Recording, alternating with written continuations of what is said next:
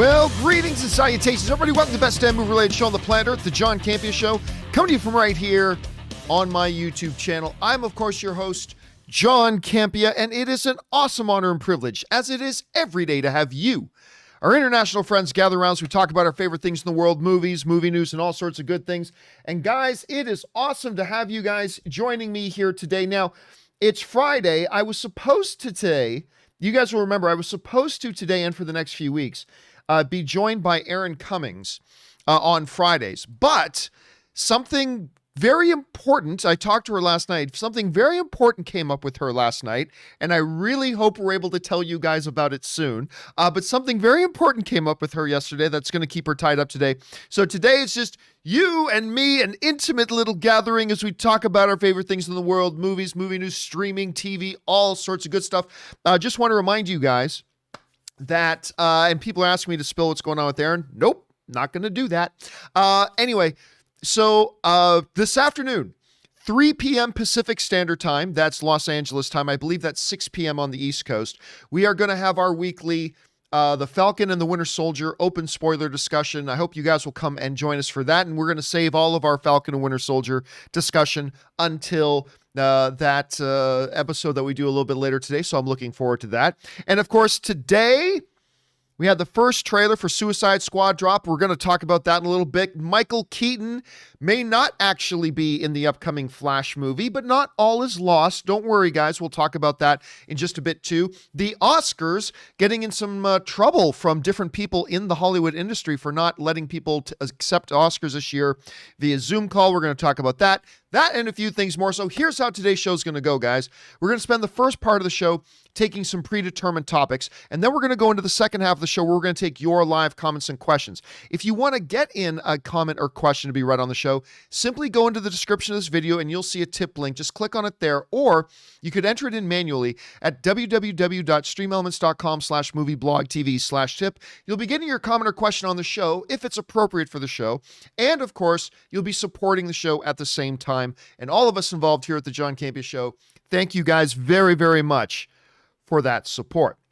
All right, guys, with all that down, let's get into our main topic. So we're going to get things started with topic number one. And our first main topic today gets submitted to us by Terrence Y, or is that Terrency? No, Terrence Y, who writes, "Good morning, John. I know you felt that Captain Marvel wasn't the best MCU movie, but I really enjoyed watching it with my daughter, who immediately wanted to start wearing all things Captain Marvel." Well, that's what it's all about, dude. I just saw that they released some info about the new movie and that it starts shooting in May. What do you think about the sounds of it? And do you think the sequel can match the success of the first film? Thanks. All right, guys. Thanks a lot for sending that in. And yes, we've known for a while, of course, that there is a Captain Marvel 2 movie coming. The first one came out, became the latest film to break $1 billion at the box office. You know, here's the funny thing about that number. Because the MCU and Disney have done it a number of times now, I think a lot of us have lost grasp on just how huge that is. $1 billion. Anyway, Captain Marvel crashed down. Now, you're right. To me, Captain Marvel was not the best MCU film. Actually, I don't even have it in the top tier. I honestly have it somewhere in the middle. I rank it around Ant-Man 2. You know, I enjoyed Ant-Man 2. I like Ant-Man 2.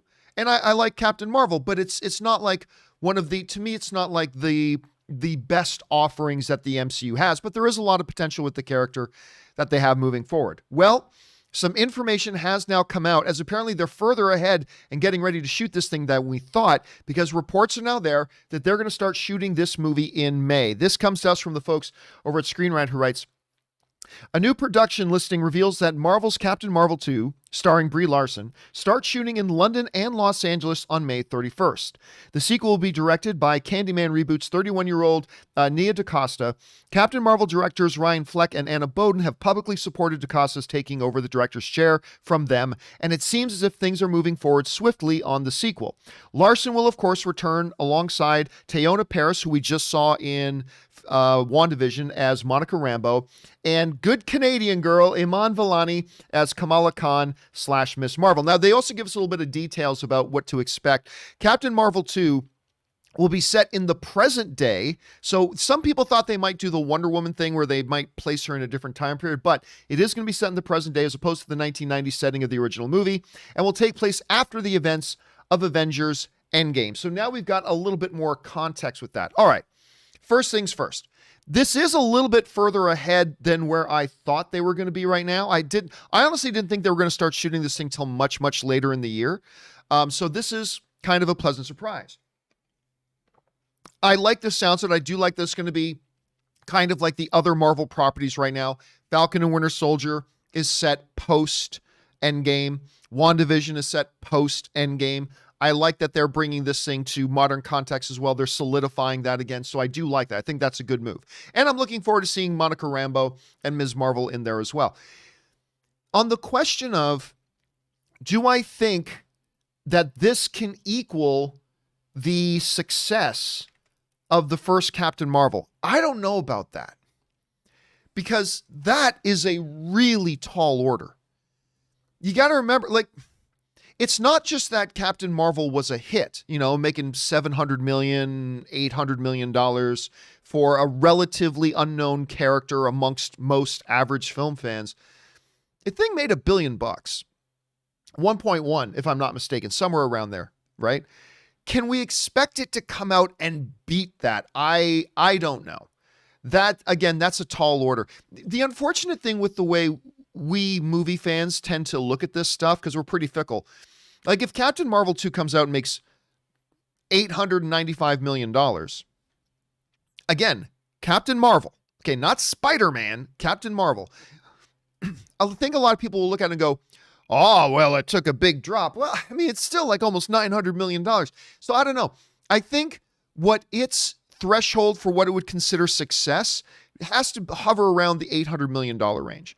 Like, if it makes over $800 million, you got to consider that a success, even if it is a step down from the $1 billion success it was the first time out. If it gets under $800 million, a lot of other films would still consider that a big success, but now you're talking about making like $275, $300, $350 million left in the original, and that might be looked at a little bit negatively. So I don't know. But anyway, bottom line here is, it is a little bit ahead of where I thought it would be. I am interested in seeing it. I like that they're setting it in present day, and I think there's a lot of upside to this. So yeah, that's that on that. Question is for you guys. What do you think about this news about Captain Marvel? It starts shooting in like 2 months. They're going to get rolling on this thing. Do you think it can match the success of the original one? Jump down into the comment section below and let us know your thoughts. Oh, and by the way, Adriel Lara C sends in a super chat badge in the live chat. Thank you, Adriel. I appreciate that. All right, guys, with that down, let's move into main topic number 2, shall we? And our second main topic today gets submitted to us by David H., who writes, "Hey, John. Deadline is reporting that once again, the Oscars are facing backlash, this time from actors and directors with their no Zoom rule. They are saying that to accept an award, you have to be present in person. What do you think of this new rule? Do you think they will change it for the foreign films? Thanks." Okay, thanks a lot for sending that in, David. And this is something that's kind of came up, I think, last week. Somebody brought up to me last week when news of this first kind of came out. So, they're doing the Oscars this year, which I think is a mistake. I'm not going to pay much attention to the Oscars this year. I think it's a mistake to do the Oscars this year. I think they should have just postponed it till next year, but whatever. But it kind of came out that they're going to have a rule for the Oscars this year that to accept the award, if you win, winners have to actually be present at the ceremony. You have to actually physically be there in order to accept the award. Now, of course, a lot of other award shows like Golden Globes, like the Emmys, they did it so you could virtually come in and if you won, you can give an acceptance speech. They didn't expect you to be there, and they expected you to be there to accept the award. Now, I didn't have a major problem with that. Initially, because to me, it's like, okay, well, a lot of Oscar winners aren't there at the ceremonies and somebody else goes up in their place. You guys know how it goes. Some other actor or actress will walk up and say, "I'm very honored to accept this award on behalf of so-and-so, whoever won.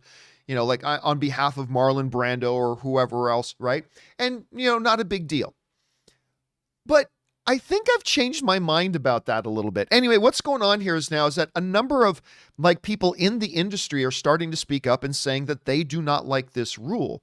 This comes to us from the folks over at Variety, who writes, the Oscars have issued a mandate that there will be no Zoom acceptance speeches during this year's telecast, but that decision is causing I always mispronounce it, consternation amongst nominees who are worried they won't be able to make the trek to Los Angeles. Studio executives, award strategists, personal publicists, and the stars and filmmakers who are up for awards this year are unhappy with the firm stance taken by the Oscar telecast producers Steven Soderbergh, Jesse Collins, and Stacey Shear. They believe that it is unsafe and impractical to ask nominees to show up in person in the midst of a global pandemic. The Academy is facing major pushback to reconsider its position because multiple nominees will likely be unable to attend. Many live overseas where COVID rates are climbing, or are filming movies or TV shows in production hubs and bubbles like in Australia or in the UK. And that comes to us again from Variety. And you know what? Like I said, my initial thoughts on this was that, okay, not a big deal. If you can't be there to accept, just have somebody accept it for you. But it does kind of raise a question. We are in the midst of a global pandemic. The idea, look, there is so much about this year. That is unusual, unprecedented. You got to do things differently. The entire industry has just gone through a year like none other. It's been absolutely nuts. I get it. The Oscars don't want to set a precedent that, for future Oscar ceremonies, you can just skip being there. No. But here's the thing. By doing it this year, and by allowing people to come in virtually this year, is not setting a precedent for future years. Everybody understands that this was an exceptional year. This was a completely exceptional year, unlike any other. And the whole notion that in the midst of a pandemic, you're going to tell some actor, some costume designer, some screenwriter, some set designer, some, composer or whatever, who may be winning their first Academy Award, something they've dreamed about the whole time, but they're in a bubble in a country where maybe the pandemic is a little bit more out of control right now, or they still don't feel it's safe or wise to gather together in a fashion that the Oscars are asking people to do, then the idea that these people aren't going to be allowed to have their moment to accept the award, to give a thank you speech. Like, listen, every time that an actor gets a role or you start writing a screenplay, everybody already starts imagining their Oscar acceptance speech in their head. And to take that away from people in an era like this just shows how absolutely tone deaf the Academy has become. Now, listen, I still love the Oscars themselves. The Oscars themselves, I still think, are the best things in the world, blah, blah, blah. Yes, but whoever the leadership is at the Academy right now, like, they're just, 6 degrees of stupid.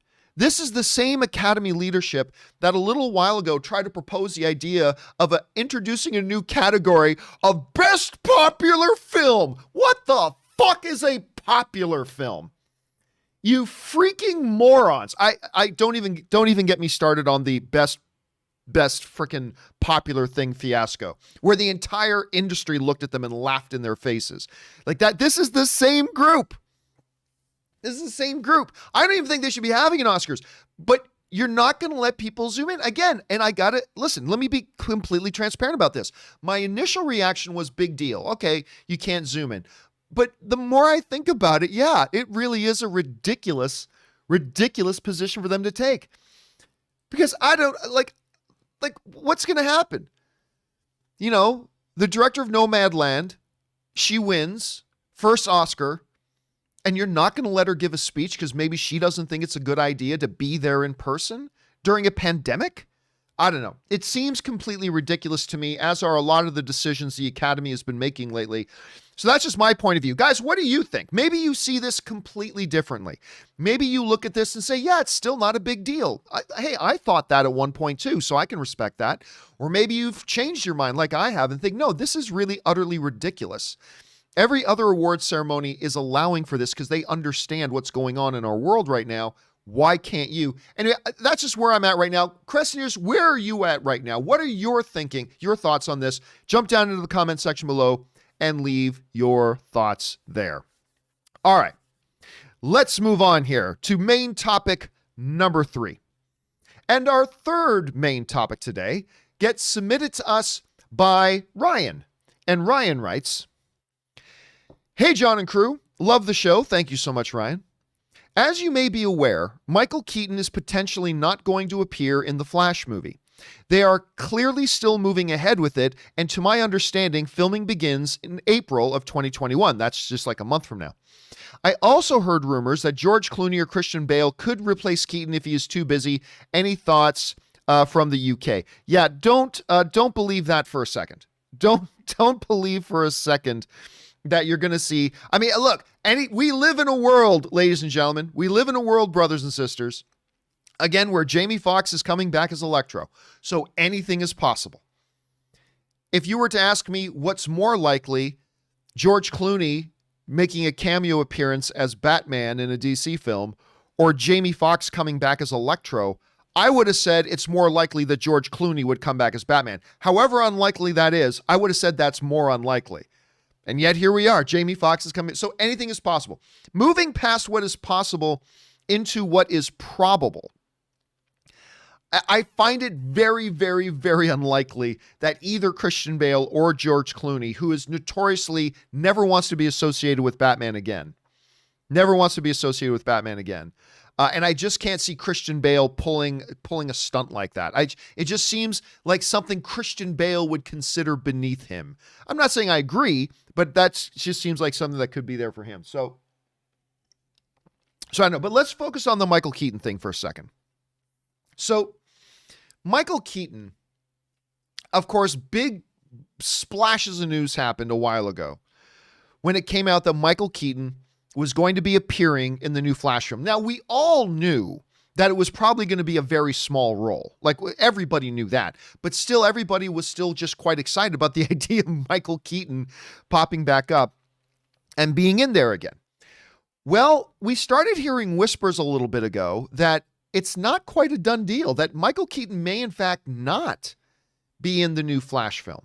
And it's not that it was fake news. It's just that maybe it got reported as being a little bit more of a done deal than it really is. Anyway, this comes to us from the folks over at Empire, and they wrote the following.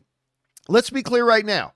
It's not that the actor is turning down the job. That is important to note. It's not that the actor is turning down the job of putting the batsuit back on completely. More that he's more concerned with his own busy schedule and worries about his health in the midst of the ongoing pandemic could get in the way. And then this is what Michael Keaton had to say. I am needing a minute to think about it. When he was asked directly, so are you going to be in this Flash movie? He said, I'm needing a minute to think about it. I'm so fortunate and blessed. I got so much going on right now, Keaton says. I'm really into work right now. I don't know why, but I am. And so, yeah, I mean, to tell you the truth, somewhere on my iPad is an iteration of the whole Flash thing that I haven't had time yet to read. I called them and said, I have to be honest with you. I can't look at anything right now. I'm so deep into this thing I'm doing. Also, I'm prepping a thing that I'm producing and getting ready to go down the road in the fall that I'll be in, and I feel responsible to that. So yeah, there is that. I'm not being cute and I'm not being coy. If I talked about it, I'll just be bullshitting you. I don't really know. I have to look at the last draft, to be honest with you. What worries me more than anything is this stuff. Then he goes on to talk about the COVID situation. He says, so what is he worried about? Well, it's COVID. I'm more concerned. I keep my eye more on the COVID situation in the UK than anything. That will determine everything. And so why I'm living outside of the city here on a 17 acres, staying away from everybody, because the COVID thing has got me really concerned. So that's my first thing about all projects. I look at it and I go, is this thing going to kill me? Literally. And if it doesn't, then we talk. So the first thing to note here about the whole Michael Keaton situation is it's not that they're saying, or that he's saying he's not doing it. He's not saying he's not doing it. I saw some places saying Michael Keaton not in The Flash, and that's not necessarily true. He might be, but there are two big obstacles as far as Michael Keaton is concerned. Number one is, of course, the fact that he's saying, I've got a lot of other things going on. I've got a number of things I'm supposed to be in. I've got this project that I'm responsible for, that I'm producing and I'm starring in, and I'm trying to get this thing all ramped up. And on top of all of that, I don't know that I feel completely comfortable with their COVID protocols. And let's face it, Michael Keaton, he's not 18 years old anymore. He's not even 40 years old anymore. He is in a higher risk group when it comes to COVID. Like, if he gets COVID, it's even more dangerous than if the average person gets COVID. So he is being very smart and wise and looking at that. At the end of the day, I think one of the things that we can take away from this, because they are planning to start shooting this thing in like less than a month. I think they start production very soon, from everything that I understand. I could be wrong about that, but I think I heard the same thing, that they are supposed to start shooting this thing in April. What this really tells us is just how small Michael Keaton's role was going to be. Like, if they start shooting this thing in like a month, and they still don't know 100% sure know if Michael Keaton's even going to be there, well, then how big could his role really be? Right? If it was big and significant, they would have had this lockdown, signed, sealed, deliver a long time ago. So either way, it's probably going to be a small thing. Look, at the end of the day, I think it is safe to say, like, is there anybody in the live chat that wouldn't like to see Michael Keaton appear in this thing? Like, we're not saying make him the star of the movie, but is there anybody that wouldn't at least get a kick out of seeing Michael Keaton? I don't care if it's in a bat suit or not, but playing, Bruce Wayne, Batman again. Is there anybody who wouldn't get a kick out of that? I think we'd all at the very minimum, get a kick out. I have yet personally talked to one person who goes, I don't want to see Michael Keaton in that. I mean, I'm sure there are some people out there that feel that way, I'm sure, but I've never met any of them. So I think it'd be great if we do. But if he doesn't, and nobody is saying he won't, but if he doesn't appear in it, it's really not going to affect the Flash movie that much, because it's clear that whatever his role was going to be, it was going to be significantly small. It was probably going to be very, very small. One, maybe two scenes. And they could probably work something else out around that. So we'll keep our fingers crossed that he'll be able to pop up in it. But if he doesn't, it's not the end of the world for the Flash. They'll be able to move forward. And with Andy Muschietti, hopefully make a really great Flash movie. Guys, question is, what do you think about this? Are you looking forward to seeing Michael Keaton there? Does it affect your anticipation of The Flash if he's not there, even though his role is going to be pretty small anyway? Jump on down into the comments section below and let us know your thoughts. All right, guys. With that down, let's move into main topic number 4. And our fourth main topic today gets submitted to us by Oscar Morell, who writes, John, they just put out the first trailer for the new James Gunn Suicide Squad. This is why the show started a little bit late today, guys. For those of you who don't know, the John Campea Show usually starts at 10 a.m. Pacific Standard Time. Today we started at 10:10 a.m. We started 10 minutes late because, a brand new trailer dropped. Anyway, let's get over to that. The new James Gunn Suicide Squad, and it's awesome. King Shark is my favorite. I could watch a whole movie of just him. Harley Quinn seems probably meant more psycho than ever. And even Starro makes an appearance. That is the thing that really caught me off guard. Starro makes an appearance, which is insane. As you can probably tell, I really loved it, and I wanted to know your thoughts. Does it live up to what you were expecting? Thanks, and have a great day. All right, thanks a lot for sending that in, Oscar. And yes, we have been waiting ever so patiently. We have been waiting for the first Suicide Squad trailer. Now, look, I was initially, when they first announced that James Gunn was going to be doing Suicide Squad, I was stoked because I am a big fan of James Gunn as a filmmaker. Everything from his smaller stuff, his mid-level stuff like Slither. Slither is still my favorite James Gunn movie. If you guys have not seen Slither, you absolutely must. It's fantastic. It is beyond fantastic. I love Slither. If you haven't seen it, make sure you go check it out. Then, of course, what he did with Guardians of the Galaxy. I'm not in love with Guardians of the Galaxy 2, I'll admit. I'm not in love with it. I enjoyed it. I'm not in love with it like I was the first one. But James Gunn, to me, is such a unique filmmaker. I just get very excited about whatever it is he's directing. And when we heard that he was going to be doing The Suicide Squad, while that is not the movie I thought he would do with Warner Brothers, it is probably the perfect movie for him to do at Warner Brothers. It's probably the perfect movie for him to do at Warner Brothers. Anyway, so I was very excited about that. And then DC Fandom came along, and we got that kind of little sizzle reel about it, and it was just completely bonkers. It was bonkers. I loved it. So we've been waiting very anxiously for a trailer. Today, finally, the trailer drops. And I will only speak for myself. The trailer was everything that I wanted it to be. It was everything I wanted to see in a James Gunn Suicide Squad trailer. Now, look, don't get me wrong. I'm not saying it's the best trailer all year. I'm not saying it's as good as the Kong versus Godzilla trailer, which I think is the best trailer I've seen since the Logan trailer. But this was a really good trailer. And I've got to agree with you, dude. The King Shark stuff, and by the way, FangBlaze7 sends in a super chat badge in the live chat. Thanks, FangBlaze. The King Shark stuff in the trailer, I ate up. Now, first thing to mention about King Shark did not look great. Let's just call it what it is. Let's just be honest. I thought the trailer was awesome, but let's not pretend that every detail about it was awesome. I thought they could have done a better job with the look of King Shark. He looked a little, what's the best way for me to put it? He looked a little 2014 visual effects. You know, not terrible, but certainly not up to today's standards. You know what I mean? But moving past the look of King Shark, I thought it was great. And I don't know, was that Sylvester Stallone doing the voice of King Shark, by the way? Was that Stallone? Do you guys in the live chat know if that was Stallone? Kojeff is saying King Shark is Stallone. There you go. And so Let's Go is also saying, yeah. So you guys in the live chat are saying, yes, that was Stallone. Yeah, so that was Stallone doing it. And the moment you just see that guy standing there and you hear King Shark's voice going, nom nom, and he picks him up and he starts to murder a guy by eating him alive. I'm like loving it. And there's that scene with King Shark where you just kind of see the silhouette and he picks up the guy and he rips his body in half and you see his ribs and his intestines flying out. That was good. The whole thing about being in the lecture setting, any questions, and Shark's like, oh, I unabashedly, I don't care what you think. I thought King Shark was great in it. And you're right. Harley Quinn felt more Harley Quinn-ish than, I like Margot Robbie as Harley Quinn very much. This was the most Harley Quinn-ish that Harley Quinn has ever felt to me.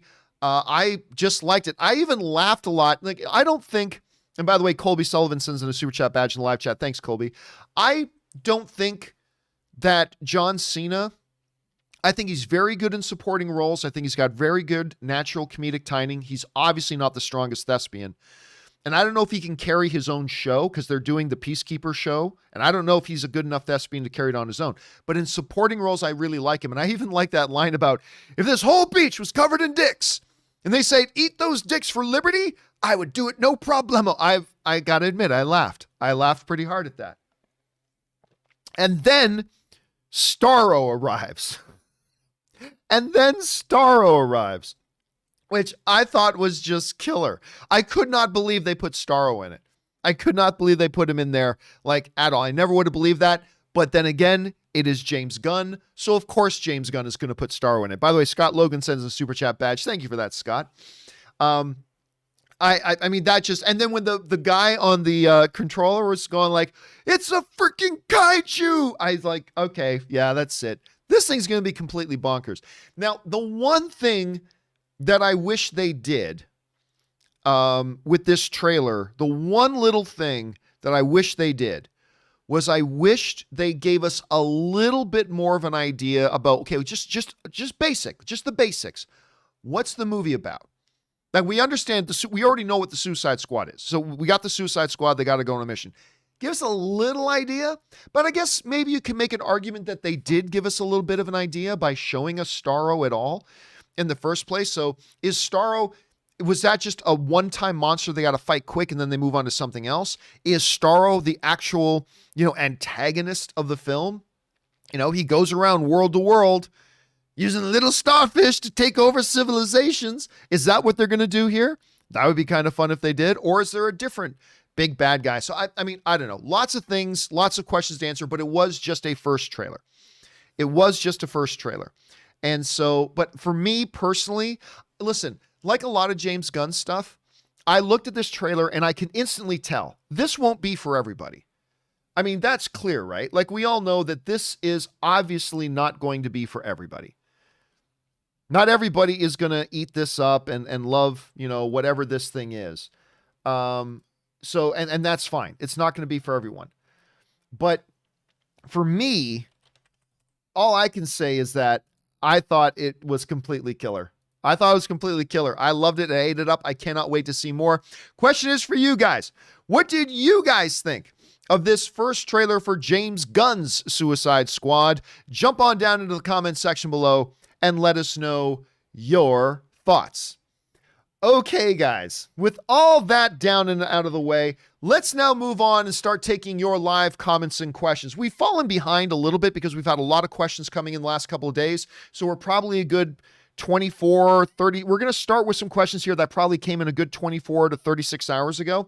And we're going to go for the rest of the next hour and a half and try to get caught up on as many of these as we can. So let's not waste any time and jump on over into it. We're going to get things going here, starting with Willow, who writes, speaking of Lion King, have you heard the theory that Simba and Nala are related since their mothers are from the same pride and the only males are Mufasa and Scar? Lionesses do sometimes mate with males outside of the pride, so that doesn't have to be the case. Yeah, see, I don't know. I just always assumed they were in some way related. I don't know enough about wildlife. I mean, I do watch a lot of David Attenborough wildlife videos on YouTube. Like, I shouldn't even admit how often I go down a YouTube rabbit hole of watching David Attenborough, kind of nature stuff. I watch a lot.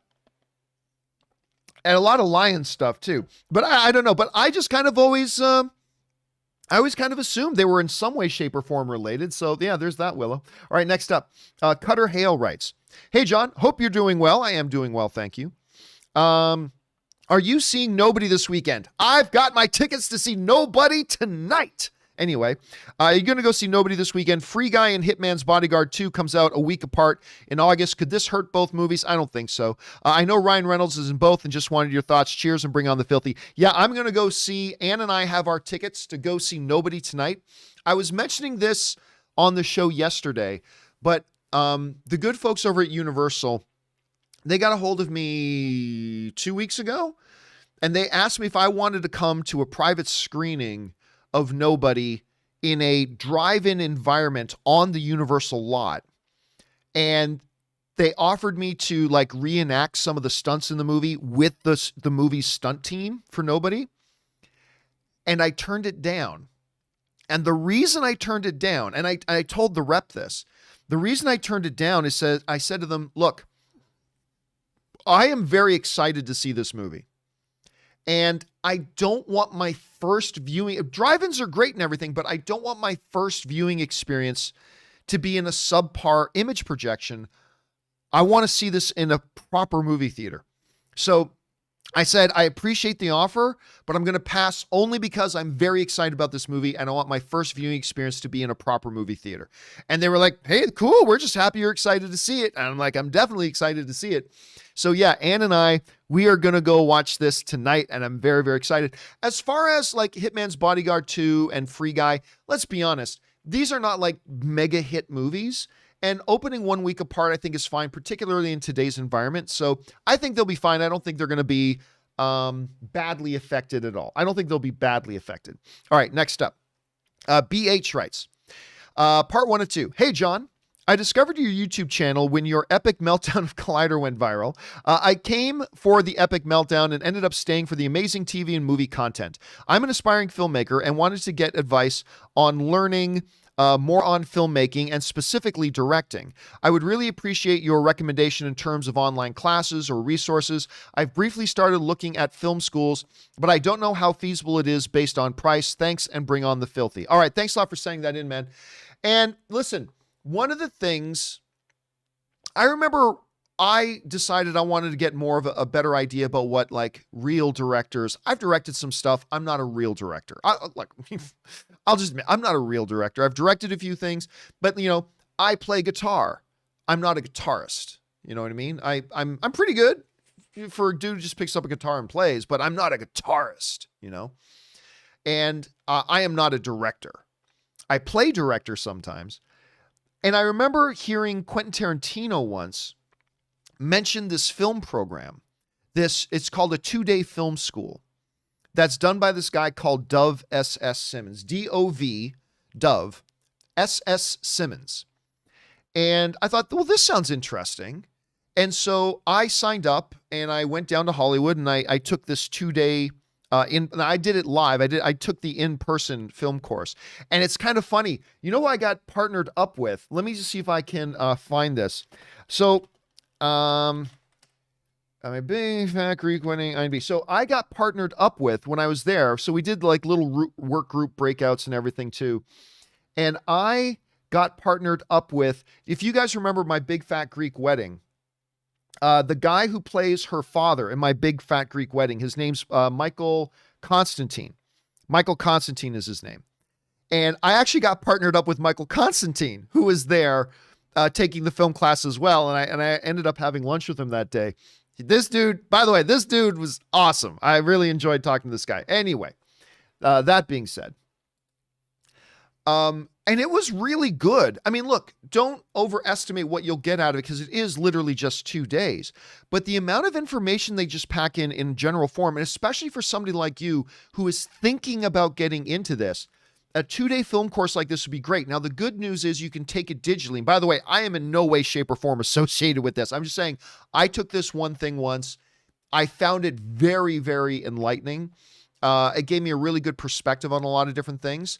And, if you're worried about actually making a serious investment about film school or whatever, why not take something smaller like this? It's a smaller time commitment, and it'll really let you know if you really do get a taste for this. And then maybe you look at investing more seriously into that as a career moving forward. But again, it's called the 2-day film school by Dove S.S. Simmons. You can take it digitally. I would recommend just jump online, Google search for it. I had a pretty fun experience with it. So that would be, and it's, minimum time commitment and not really expensive. So give it a shot and see if it really whets your appetite. Anyway, good luck with that, man. I hope it goes well for you. Okay, next up, we've got, that was BH. Now we move on to Not Sam Wilson, who writes, one of two. Hey, John, I have to make a case for Disney Plus premiere. I have a family of 5, and our nearest theater is 1.5 hours away. That's brutal.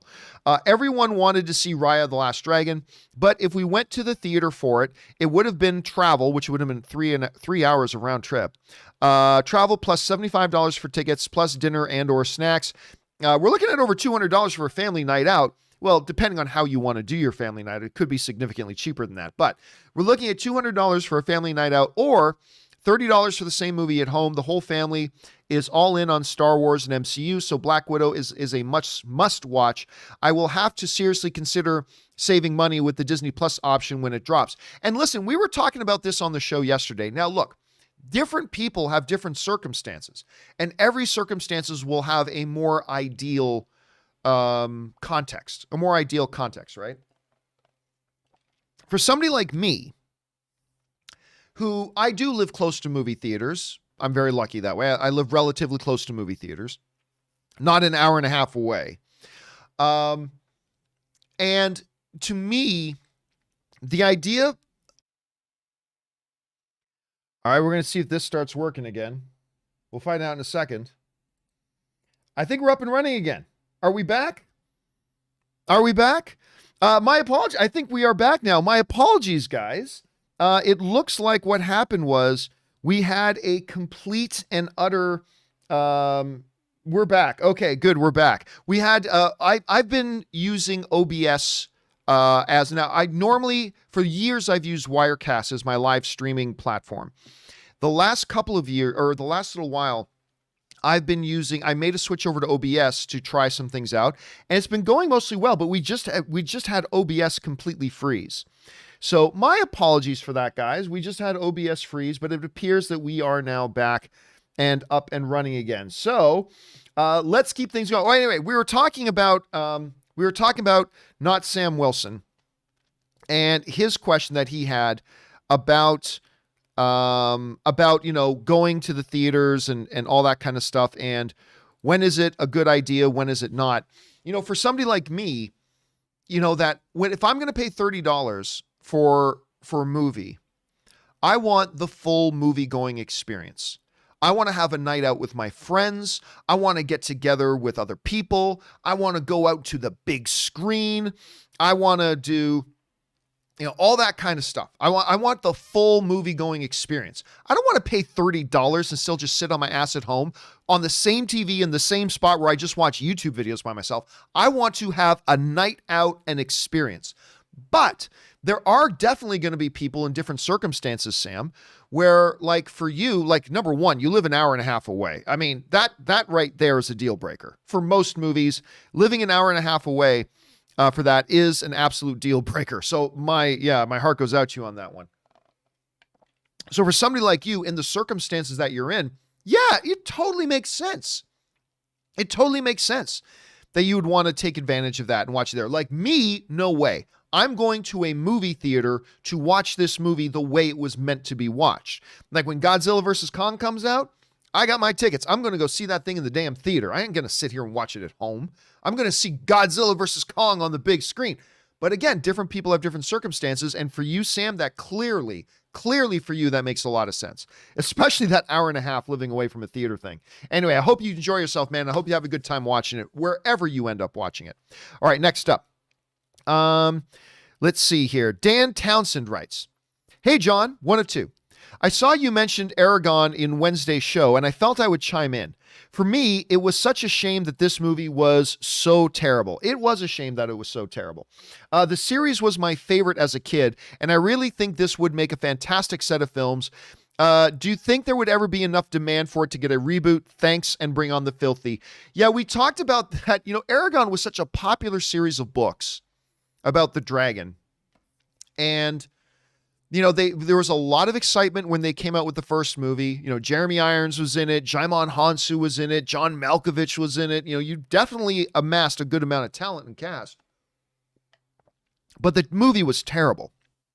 The movie was absolutely terrible. Like, in Charles Barkley, they're terrible. It was absolutely awful. And even though they ended it on a cliffhanger that there was going to lead, and, John Malkovich, the bad guy, revealing he has his own dragon, and that was supposed to be the teaser into the next film, but it did so badly and was so badly received, they never did it. Do I think they will ever take another shot at it? Honestly, no. I don't know if it's because the books just didn't have the staying power, or if the movie was so bad it completely soiled the earth on it. But I don't know about you guys, but I have not sensed any desire from the audience at large. I've never sensed any sort of big momentum from people wanting them to take another shot at Aragon. I mean, maybe it could be good, but I just haven't sensed it. I haven't seen it myself. So my guess, Dan, just a guess, my guess is they won't do it, at least not in the near future, not in the next 5 to 10 years, but who knows? Anything is possible. Keep your fingers crossed, man. All right, next up. We've got Teddy D, who writes, one of two. "Hey, John, NBC's Debris series reintroduced me to Jonathan Tucker and reminded me of my favorite series canceled after only one season. Black Donnellys was a show that unfortunately caught in between peak crime dramas like Sopranos and Breaking Bad. It was a who's who of recognizable C-listers: Tucker, Olivia Wilde, Tom Gurry, a.k.a. Smalls from Sandlot, Chris Bauer, James Dale, Kirk Acevedo, I'm not familiar with the name, and produced by award-winning Canadian Paul Haggis. Do you have a show you loved that was canceled too soon?" Well, first of all, I like John Tucker because I thought, even though I wasn't super in love with the show Kingdom, the MMA show Kingdom, not the Korean zombie show, but the mixed martial arts show Kingdom, I knew him from, I thought he was really good in that. Can I just say about Debris? I really like the concept of the show, and I quite enjoyed episode 1.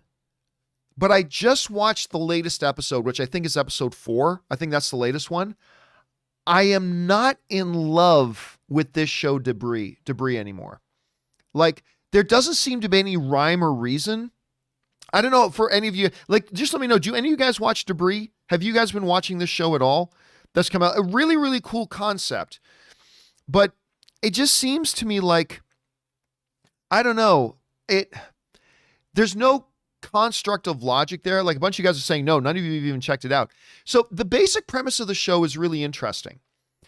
It was like, I think it was 2 years ago. I can't remember what the general principle it says. They give you this opening text. 2 years ago, an alien ship was spotted by NASA long-range telescopes, and that it had broken up, and its debris was heading towards Earth. So what the show is basically about is all this debris from this alien spacecraft, which is broken into 1,000 pieces, has started landing in various places on Earth. And every piece does something practically magical. Like, one piece of debris will make you pass through walls. Another piece of debris will bring back long lost dead loved ones. Another piece of debris will do something completely different, like make it rain or whatever. And so the show follows these two agents. It's their job to go around and find all these pieces of debris from this alien ship and solve whatever mystery it creates. It's a good premise for a show. I'm just finding it not being put together very well. I'm going to give it 1 or 2 more episodes, and then I'll probably jump ship. Anyway, as far as shows that I really like that only got 1 season, let me bring it up. I've talked about this before. It is, there it is. It's a show starring Jason Isaacs, who of course plays Malfoy's dad in Harry Potter. And the name of the show is Awake. You guys have heard me talk about this show before. Awake is really great. It's fantastic. A cop played by Jason Isaac gets in a car accident with his wife and son, and his wife dies and his son lives. He goes to sleep that night and wakes up in a completely different reality where his wife lived and his son died. And then when he goes to sleep and wakes back up, he's back in the other reality where his wife died and his son lives. And every time he goes to sleep, he jumps back and forth between those two different realities. One reality where his son died, the other reality where his wife died. It's really fascinating. It's really, really fascinating. I completely love it. I think it's great. And it only got 1 season. It got done. Oh gosh, it got done. It got to the end of the first season and had this big, massive cliffhanger, like Jason Isaac is about to find out what is causing him to go back and forth between these two different realities every day. And then the show didn't get picked up for a 2nd season. It got canceled. I'm like, damn you, television gods. I was so mad. It was really good. I hope someday somebody else picks up on this concept and does something with it, because I think it would be really great. Anyway, okay, let's move on here. Next up, where are we at? JR writes, 1 of 2. Any interest in picking up the Kingdom Hearts series now that the entirety is available on PC? Sometimes confusing, it genuinely has a deep, dark, and fulfilling story that flies over a lot of people's heads because of the upbeat Disney tone. It's no Last of Us 2, but I don't want anything that deep when I'm fighting next to fucking flaming Simba. In all honesty, it's my favorite video game franchise, and I pray those rumors about an Unreal Engine CG animated series coming to Disney Plus are true. Well, I recently picked up Microsoft Game Pass. So I don't know. Do you guys know if the Kingdom Hearts games are available on Microsoft Game Pass? Because I just recently picked up Game Pass so I could play, because I don't have an Xbox. I have no intention of buying an Xbox. I'm going to get a PlayStation 5 eventually, someday when they actually become available. I'm going to pick up PlayStation 5. Dat Boy, Dave Cole, Mason, Tanera are all saying that yes. Okay, so yeah, you know what? I've heard a lot of you guys talking about the Kingdom Hearts games for a long time. I've never played them. I know next to nothing about them, but I've had a lot of people recommend that I try it. So if it's available on Game Pass, I'll probably go give it a shot at some point, man. I probably will. Thanks for the recommendation on that, Jay. All right, next up, Charles Richardson writes, in this hypersensitive cancel culture society, do you think it's right? Probably meant RIGHT. Do you think it's right that it restricts the freedom of artists, knowing that everything they make will be scrutinized, especially in comedy? People will target actors or directors on any joke that may come across as offensive. Well, I mean, I'll be honest with you guys. I'm a little bit torn on that issue, to be honest with you. I think people on both sides of this debate look at it a little too black and white. I think it's a little bit more nuanced because, look, let's not pretend that you just can't make a joke about anything. Look at Dave Chappelle. Look at Tosh, Daniel Tosh. These guys can make some, but they know how to make their jokes. They know how to make their jokes in such a way that, like, it feels like they're laughing with, not at, it feels like they're laughing with the group or person or whatever that they're making the joke about, right? Because like Daniel Tosh, if you don't know Daniel Tosh, he's a really good stand-up comedian, and I used to love his show Tosh.0. Anyway, would say like the most unbelievable crazy things, like that on certain levels could be considered extremely, misogynistic or homophobic or whatever, but he always did the jokes in such a way that it felt like he was laughing with them instead of at them. And yeah, it would still rub some people the wrong way. Look, any joke you ever tell anything you ever say is going to rub some people the wrong way. Like I could say, I love puppies. And there's going to be some people that are out there like, fuck you, cats rule. I mean, no matter what you say, by the way, cats are they're sperm cells of the devil. I hate cats. Anyway, don't say, I got a couple of friends who are like, actually, Erin Cummings is a massive cat person. She doesn't like it when I say that, but I hate cats. Anyway, so you can't say anything without rubbing some people the wrong way. So that's not the question. The question isn't that you're going to offend somebody. The question is, are you an asshole? I mean, that becomes the question. Are you an asshole? Because, listen, there have been times in comedians, things that have literally done comedy that the whole goal of it was to degrade a group of people. It wasn't funny.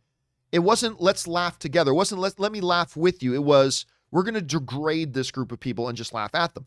You get some comedians like David Chappelle, Tosh, and others who know how to do it in such a way that is still makes you feel like you're all laughing together. I mean, I don't know. I'm not going to pretend to be an expert on it because I'm not. I am not. But I don't think it's either. I don't believe either side that there are two extremes, that there are only two options.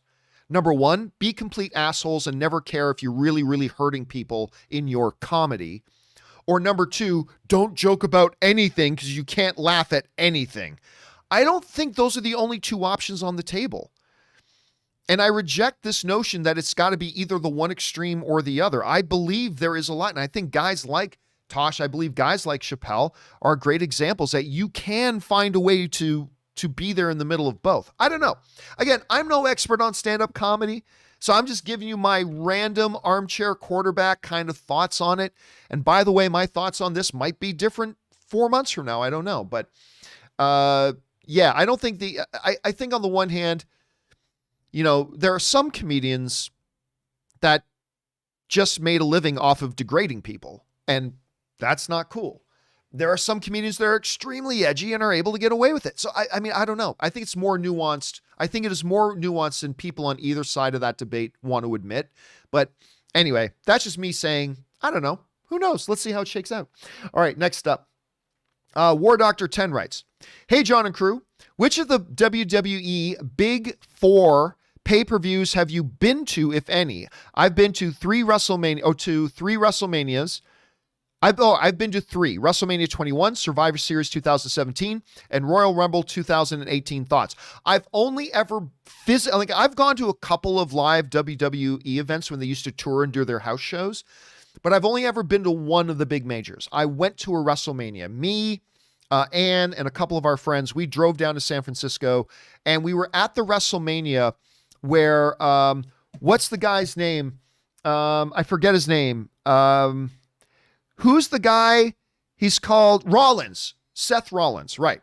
It was the WrestleMania where Brock Lesnar was fighting Roman Reigns for the championship.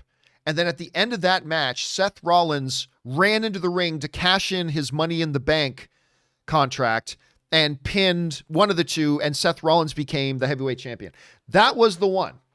That was the one I was at. I was at that one. And also at that one, that was the one where Triple H had a match against Sting. Yeah, that was actually a really good WrestleMania, actually, now that I think about it. That was a really good WrestleMania. Anyway, me and a bunch of my friends, me and Ann and a few friends, we drove down to San Francisco, went to that one. That's the only one I've ever been to. And we had a really good time. I'll tell you what, we had a really, really good time at that one, War Doctor. All right, Teddy D writes, "Hey, John, been a fan for years, but I just recently started donating." Well, thank you, Teddy. Appreciate both, man, for being here and for contributing to the show. "I grew up in Buffalo. I used to drive into Buffalo all the time. It was just a stone throw away from my place, which I considered a Canadian annex with a worse hockey team. I'm a big Canadian rock fan, and I need your take. Hip, woo, or Rush? I'm team Gord Downey, RIP all day. I used to love the Hip. Listen, there's something about Canadian citizenship that requires you, there's something in the water or whatever, something they inject you with when you're born on Canadian soil that you are genetically predisposed to loving the Hip. You gotta love the Hip. You gotta love Tragically Hip. And they were amazing. I am more of a Rush guy, though. I gotta admit, I'm more of a Rush guy. I think, you know what it is? It wasn't even, Alex's drumming, maybe the greatest drummer of all time. Geddy is a great bass player.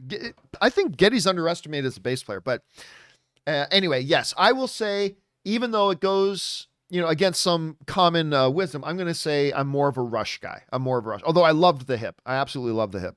Anyway, let's see. Josh Bing writes, 1 of 3. While I love Snyder's DC films, am I the only one who found it a little conceited that Snyder laid out a grand vision plan beyond Justice League? Nowhere does it show the studio had him locked in for films beyond that, and it seems a little insensitive to other filmmakers who would come along into the DCU and do their own take on these characters in solo films, event films, etc. Nothing wrong with planting seeds, but his ignoring DC's obvious agenda of world building seems full of hubris. In a 2011 interview, he even said that what I'm doing with Superman and what they'll do with Justice League will be its own thing and with its own Batman and Superman. They'll kind of get to do it twice, which is kind of cool. Seems like he was on a different page. Well, no, that's not a Zack Snyder issue. That's not a Zack Snyder issue. Zack Snyder was doing exactly what Warner Brothers' basic philosophy at the time was, and I thought it was a dumb philosophy. Remember, Warner Brothers, whereas with Marvel, it was all supposed to be one very cohesive thing, right? All funneled through one creative mind, and that's Kevin Feige. Warner Brothers fancies itself more of a filmmaker studio, at least until they betrayed all of their filmmakers by announcing without consulting them that they were just going to throw their movies on HBO Max, which pissed off the filmmakers. But aside from that, Warner Brothers has kind of fancied itself as a filmmaker's studio, right? They just want to let all the filmmakers come in and make whatever movie they want. You just come on and you make your movie. It doesn't matter if it contradicts all the other ones. Doesn't matter if it doesn't fit with the other ones. Come on in and make your movie. And you know what? That's fine. That's fine. That can work. That can work perfectly well if you make movies that the audience and critics love. Like, I used to have this argument with people all the time. Like people would say, Zack Snyder's movies are too dark. And I'd say, they're no darker than the Dark Knight trilogy was. The problem wasn't the tone. There was nothing wrong with the tone. I contend there was never anything wrong with the tone of Zack Snyder's films. A lot of people would say, well, Marvel's working because it's a cohesive universe. No. Because if the movies that they had coming out were just, universally by audiences and critics really loved, it wouldn't be an issue about whether they had a cohesive universe or not. That wouldn't be an issue. It really wouldn't. As long as they were making movies that were big hits with the audience and with the critics at the same time, it would have been fine. So Zack Snyder was doing exactly what a filmmaker should do. He was kind of handed by Warner Bros. Saying, hey, tell us what you'd like to do with some movies. And he came up with a plan. It wasn't hubris on his point. The problem here, I think, Josh, the issue here is that you're looking at what was going on at DC through the lens of how Marvel was doing things. And if you're going to look at what was going on at DC through the lens of what Marvel was doing, then yeah, maybe it looks like, wow, Zack Snyder was doing things that could have contradicted other filmmakers. But if you take the Marvel thing out of it, you realize that's what Warner Brothers was trying to establish. Warner Brothers just wanted to let every filmmaker come in and just kind of do their own thing. Now, look, I don't think that Warner Brothers needed to do things the way Marvel was doing them. Not at all. But I do think there needed to be a Kevin Feige-like figure that at least kept it somewhat organized. I think they went a little bit too far, just saying, any director, come on in, you make any movie you want to make.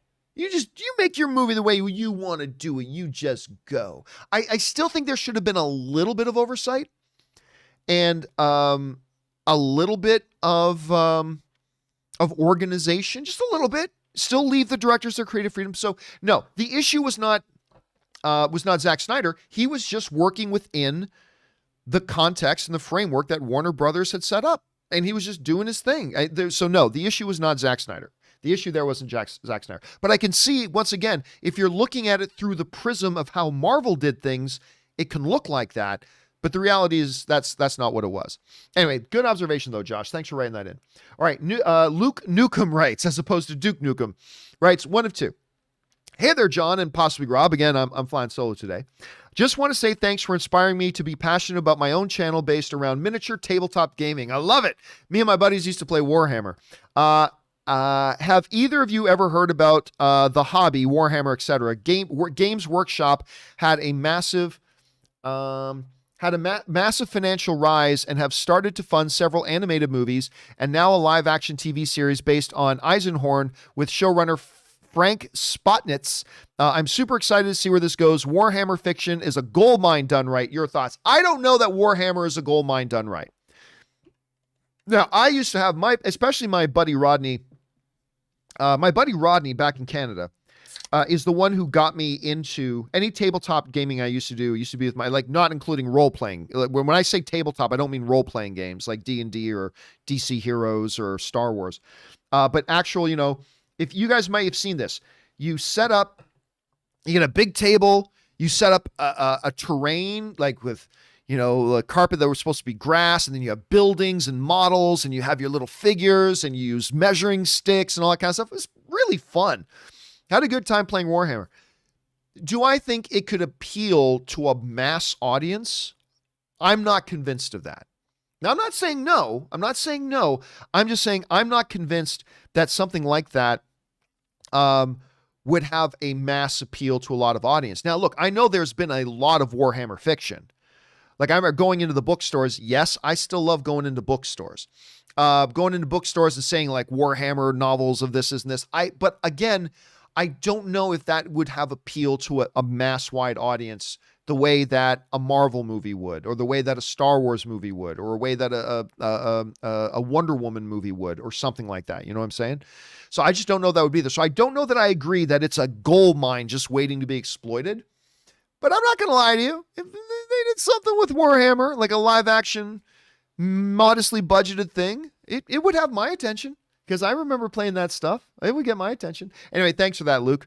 Next up, Jonathan writes, With the MCU owning almost everything, and they have their signature style to them, do you think they'll be the ones to bring about comic book fatigue? Remember, you either die a hero or live long enough to see yourself become the villain. Well, listen, here's the thing, Jonathan. Every year since 2010, I have dealt with the question, as everybody who does what I do for a living has dealt with the question of, is this the year the comic book movie fatigue sets in? I mean, we've been dealing that since 2010, right? Every year. This is the year that comic book movie fatigue is going to set in this year. Everybody's going to be tired of comic book movies this year. I mean, ever since 2010, every single freaking year. So, but in reality, it is a fair question. And especially right now, it's a fair question. Because this year alone, we are scheduled to have like 10 MCU things come out. 4 or 5, 9 or 10 MCU things alone are supposed to come out. Like 4 movies, 5 or 6 series, all this year. That's a lot. It is a lot. But my contention about comic book movie fatigue has always been and continues to be that people won't get tired of something as long as the quality stays high. As long as the quality stays high. Do you know why the comic book movie genre died? Back in the earlier 2000s? It wasn't because there was too many comic book movies. It's because, Arnold Schwarzenegger's Batman movie was that bad. It was that bad. And there had been a number of bad films, and it just kind of accumulated with, that was it. That was like the last straw. And then for a couple of years, you basically never heard anything about comic book movies for a few years. And then X-Men came out. What was it, 99 that X-Men came out? Then X-Men came out. And it revitalized, it ushered in a new era of comic book movies. 20 years ago when studios and producers could look at something and say, oh my God, you can do a comic book movie like that? Like tell really deep, rich narrative and really good human stories within a fantastical world of superheroes. You can do both?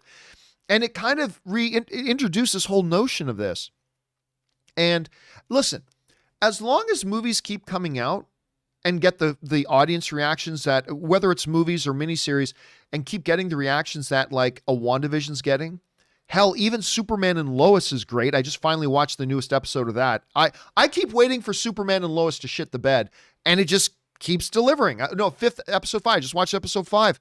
I just keep waiting. Okay, this is the week that it's going to shit the bed. This is the week they're going to blow it. But it just keeps being good. And that's the thing. As long as the majority, not all of them, but as long as the majority of the high-profile comic book materials that come out, whether it's Eternals or Flash or whatever, as long as the majority of the big comic properties that come out keep entertaining the audience and get big critical response and big audience responses, they're not going to get tired of it anytime soon. Now, the challenge will still be there for the producers of this stuff to keep varying it up, make it different. Don't just become a normal paint by numbers, but they keep doing that and it keeps working. So it's, to me, I still believe that what will eventually lead to comic book fatigue is not the amount of comic book material. It's going to be when that comic book material, however much there is, starts to decline in quality overall. Once that happens, we start getting into danger territory of comic book fatigue. But right now, people still love it, and they're still putting out great stuff. So not anytime soon, my friend. Not anytime soon. All right, next up, we got Vanessa G. Ramos, who writes, John, you keep asking about that chick, that chic black suit, and it's in the comics. You know that, silly. Well, yeah, I bought that comic, and I don't even know if you would have been alive when I bought that comic. Anyway, yes, I know it was in the comics, silly. The whole Death of Soup storyline depicts it. I wish he did wear it all the time, but as far as the red blue, it's because our sexy American beast of a man. Well, I mean, listen, well, they did it because it's in the comic. Well, yeah, you know what else was in the comics? You know what else is in the comics? Do you know why Lex Luthor doesn't like Superman? Anybody want to take a guess? According to the comics, you want to know why Lex Luthor doesn't like Superman? Oh, wait, see if any of you guys know the answer to this question. Because this is in the comics. This is in the comics. Yep. Max Cohan. Got it. Max Cohan got it. Hair loss. Yeah, according to the comics, Clark Kent or Superman and Lex Luthor were actually buddies. But then something happened, an accident happened where Lex Luthor lost his hair. And he blames Superman for his male pattern baldness. And from that day on, Lex Luthor vowed vengeance on Superman. That's in the comics. Just letting you know, that's there. It's there in the comics. Just because something is in the comics does not mean it's something you should do on screen or makes it okay to be done on screen. Right? Now, I get, look, and by the way, I have no problem with the black suit. I think that suit looks great. The black Superman suit looks great. I'm not saying it looks bad or anything like it. Don't misinterpret me. I think it looks great. He does look like a sexy beast of a man. I mean, if I had to pick a bromance, it would probably be with Henry Cavill. That would be my bromance. But yeah, he looks great in the black suit. I'm just saying my one, and it was only a nitpick. It's just a nitpick.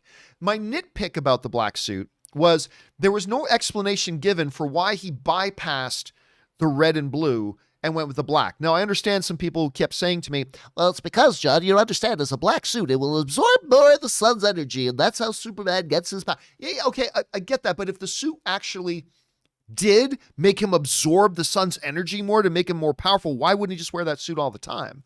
Anyway, again, but it's not an important issue. It's just a nitpick. It's just a little thing that they probably should have, they should have said something in the movie to give us a basis for why he made the switch in the suit. But it's not a big deal. It's not a big deal. It really isn't.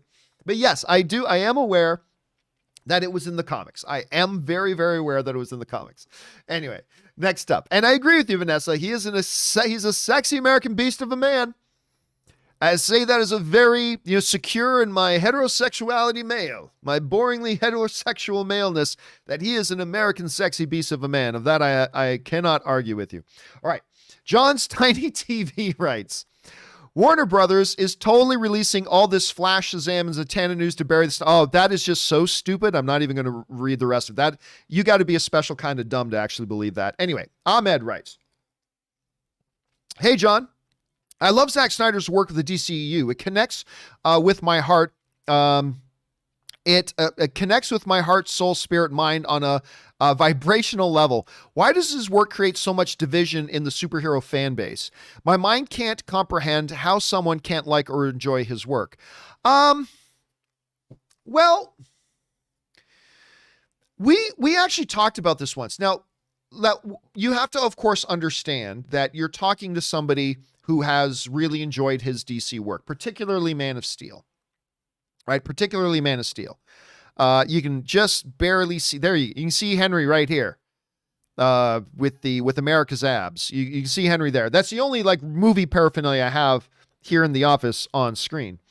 But yeah, his work doesn't resonate with everybody. I can't put out a tweet or a message on Instagram or say something on my show about how great Man of Steel is without me getting flooded with, Man of Steel sucks! Okay, and that's fair because it's all subjective. It hits people in different ways.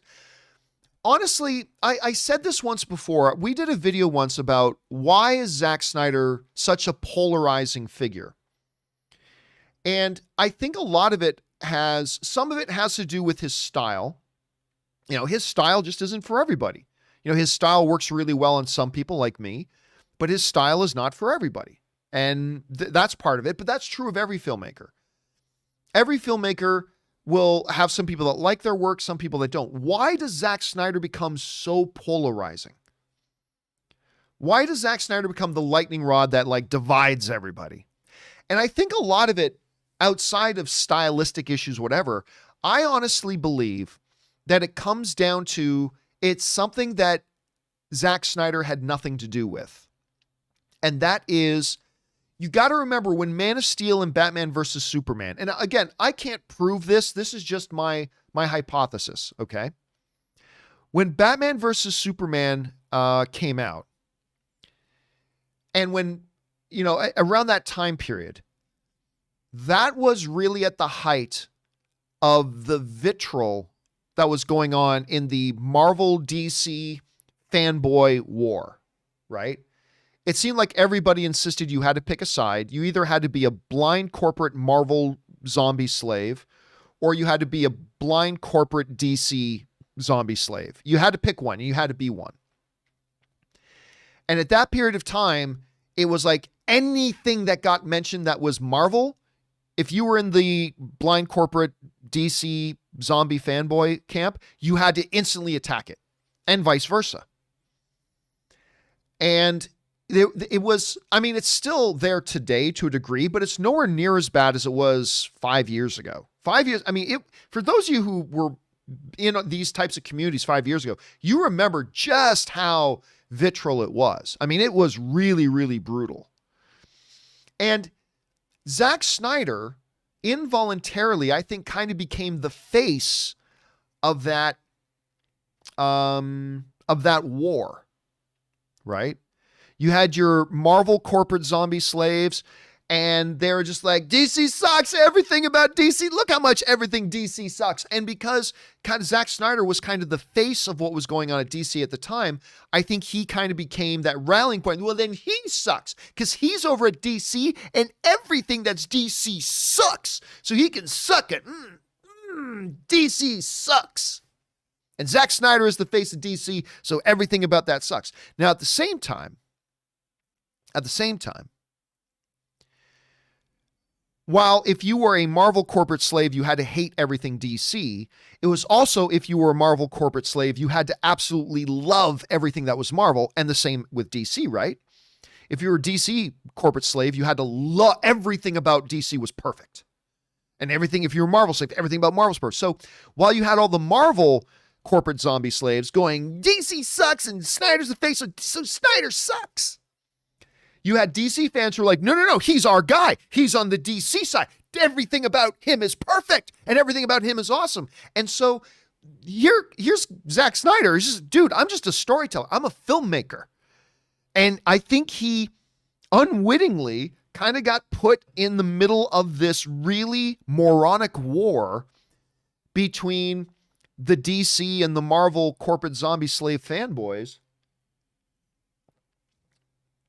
And he kind of became the visible representation of that. And I still think you're seeing a lot of that to this day.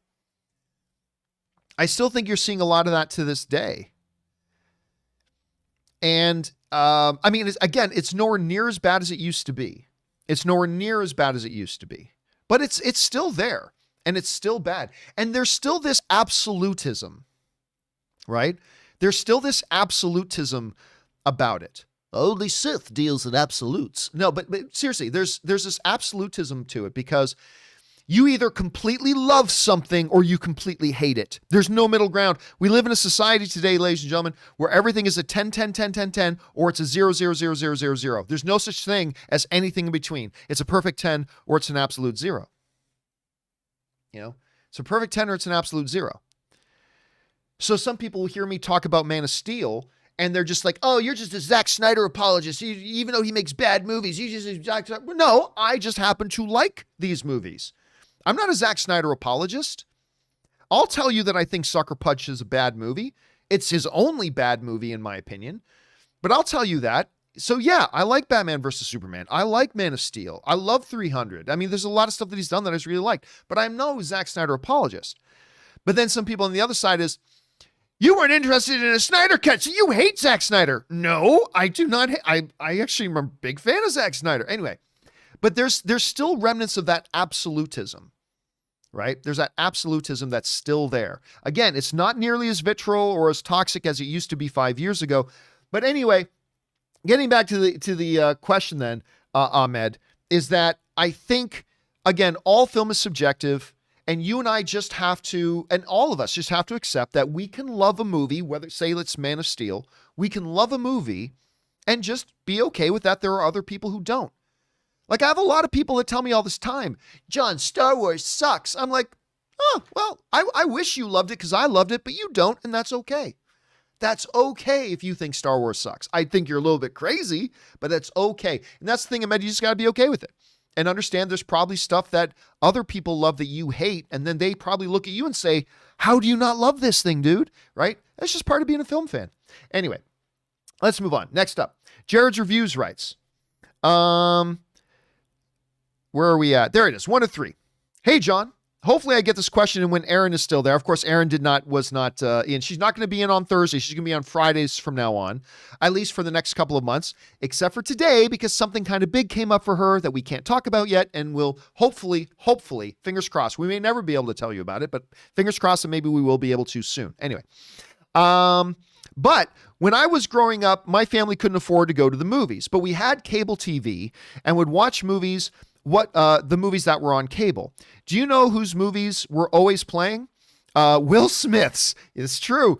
He is my all-time favorite actor because not only did I enjoy his movies, I, Robot, Hitch, etc., but as a kid, I felt I could always count on his movies to cheer me up and entertain me. Not to mention, he is a multi-level actor. With drama, action, comedy, rap, he can do it all. That's why he is my all-time favorite actor. Now for the question. Aaron, what was it like to work with Will Smith on the set of King Richard? Well, unfortunately, Erin is not here today, but I can tell you this. So Erin Cummings, who is normally on the show on Thursday, she's going to be on for the next number of Fridays. Erin just recently completed shooting a movie called King Richard that is about Serena Williams' dad, Venus and Serena Williams' dad. Their dad's name is Richard, and it's a movie about him, and Will Smith is playing Richard. So the movie's called King Richard. And right before the pandemic hit, Erin got cast in that movie. And literally, I think it was like 2 days before she was supposed to go in and start shooting her stuff with Will Smith, the production got shut down because of COVID. And so she had to wait like 9 months to go in. But she recently finished shooting her stuff for it. She doesn't have a huge role. She has a relatively small role in the movie, but she did get to act with Will Smith in it. And I can tell you this. I can't remember the last time I saw her that excited about a role she was getting ready to go and do. I can't tell you the last time I saw her that excited about that. And she loves all the stuff that she does. She was very excited about her role in The Flash, and that was great. But getting to work with Will Smith was a pretty big deal for her, and she was very, very excited about it. So hopefully soon we can just have her on. She can talk about that experience herself, Jared. And I really do like Will Smith. I really do. The dude has got charisma for days. He's made some questionable professional decisions, but as a pure on-camera talent, he's money. To me, he's absolute money. Anyway, next up. Jared's Review also writes, just wanted to add a question for you, John, if Erin isn't there, which she's not. What is your favorite Will Smith movie? Oh, that's a good question. I think I know what it is. Mine is probably The Pursuit of Happiness. He's very, very good. That's a great movie. That is a great movie. His worst, in my opinion, is Collateral Beauty. You know what? I actually like Collateral Beauty. It has its problems. I still kind of like Collateral Beauty. Anyway, horrible movie, but great performance with tearjerker ending scene. Probably my favorite Will Smith movie is probably Ali, which I believe, you can correct me if I'm wrong, but I believe that is the movie that he got his Academy Award nomination for. He might have 2 Academy Award nominations. Well, I know he has at least one. He has at least 1 Academy Award nomination, and I know he got one for Ali. And so I thought he was really, really great in Ali. So yeah, there's that. Ali, my friends, Ali. All right, next up. We've got Charles Richardson who writes, with Warner Brothers abandoning day and date releases with their HBO Max, will it hurt the streaming service as there's no big features to draw audiences anymore? No, it's not going to hurt the streaming service at all. Remember, HBO Max's strategy never was about, we're going to take all of Warner Brothers movies and just put them on day and date release on this. That was never the strategy. That's not how HBO, not HBO Max, HBO. That's not how HBO became the standard name in television excellence. Wasn't by dropping original movies on there that were supposed to be in theaters. Right? So no, HBO Max is going to grow because HBO knows how to make incredible programming. I still listen. Netflix has put out some magnificent television series, some of the best. But to me, the gold standard of putting out the highest innovation and quality TV programming is still HBO. And to me, it's not even relatively close. Like HBO to me is the gold standard. And if they just continue being HBO as HBO Max, they'll be fine. I really do believe that they will ultimately be completely fine. All right, next up, we've got Preston the Kryptonian who writes, John, did you hear about Houston? Oh, yes, I did. Houston Tumlin passing away. He was a child actor that was one of Ricky Bobby's sons in Talladega Nights. He was only 28 years old. Wow, such a tragedy. I did hear about this. Yeah. So for those of you who didn't know, I think it was Walker. You know, remember Ricky Bobby had two sons. He had Walker and he had Texas Ranger. And I believe it was the kid who played Walker. I think it's the one who played Walker, is now 20. First of all, is 28 years old. That's huge in and of itself. That's completely huge in and of itself. That dude was 28 years old. That makes you feel a little bit old. That little kid from Talladega Nights is now 28 years old. But he I believe, now correct me if I'm wrong, live chat. Correct me if I'm wrong about this, but I believe he committed suicide. And which is it's always horrible to hear. Now, I never followed the career of this dude, but apparently I don't think he really did anything else outside of Talladega Nights. I think Talladega Nights was the last thing that he did. Again, I could be wrong about that, but I think Talladega Nights was probably the last thing that he did. So yeah. Also, just going to look at something here. Just double checking something. Anyway, yeah, so there's that. And it's an absolute tragedy. It was so sad to hear about that. And, our condolences, of course, to those who knew and loved him. All right. Next up, we've got Preston the Kryptonian, who writes, John, that was Preston Kryptonian. Sorry about that. Charles Richardson writes, shoot, I forgot what I wrote last, but I meant to say Warner Brothers abandoning their day and date. I think it could hurt HBO Max, but it could help theaters plenty. Again, I don't think it's going to hurt HBO Max because that was never HBO Max's actual strategy, right? HBO Max is going to grow because they make great content. And hopefully they'll do a better job at marketing that content than, say, Netflix does, promoting and growing their own content, which, they don't do a great job of that. So, but I do think they're going to be okay. I think they will be completely okay. All right, next up and last question of the day comes to us from McLovin, who writes, hey, John, was Falcon taking computer classes during the blip? Because if he wasn't, why is he tinkering with his gear? He's not a tech engineer, mechanical pilot, or computer anything. So he shouldn't be messing with highly advanced Stark tech. He's so not qualified. Well, I mean, yes and no. Yes and no. I think if you are a pilot, like, you guys can correct me if I'm wrong, but I believe I read that, like, an airline pilot will himself do a final inspection of the plane. Like, an airline pilot is not a super advanced technical electrical engineer, but an airline pilot is trained well enough in the aircraft that they fly that they understand what is supposed to be there and what's not supposed to be there and all that kind of stuff. Now, for all we know, the repairs that Sam was doing, if you're going to be, a top flight pilot of this gear, you should at least be familiar with the gear. And for all we know, the repairs and everything that Sam was doing wasn't super advanced repairs. It may have been just very, very basic. Oh, these things got disconnected, just going to solder them back together. It could have been very, very basic repairs, right? So it's not necessarily something that might have been too far outside of the stretch of imagination of what he could do or why he was doing it. So I think that was probably all okay. So I didn't think that was a problem. I personally did not find that to be a problem myself. I thought that was all okay. So yeah, there you go. All right, guys, listen, I think that does it for now. I think we're going to cut today's show a little bit short here. I know there are a lot more questions to go. Don't worry, guys. We're going to do a companion video this weekend to get all caught up on that stuff. But we do have a Falcon and Winter Soldier open spoiler discussion today at 3 p.m. Los Angeles time. So you guys can figure out whatever time zone you're in, what that means for you. For the New York East Coast area, that means 6 p.m. For those of us on the West Coast, that's 3 p.m. And you guys can figure out whatever your time zone is for that. So I hope you guys will come back as we discuss Falcon and Winter Soldier episode 2 in an open spoiler discussion. I hope you guys join us. All right, guys. That will do it for me today. Don't forget to do the 4 main things, my friends. Stay smart, stay safe, take care of yourselves, and please take care of the people around you.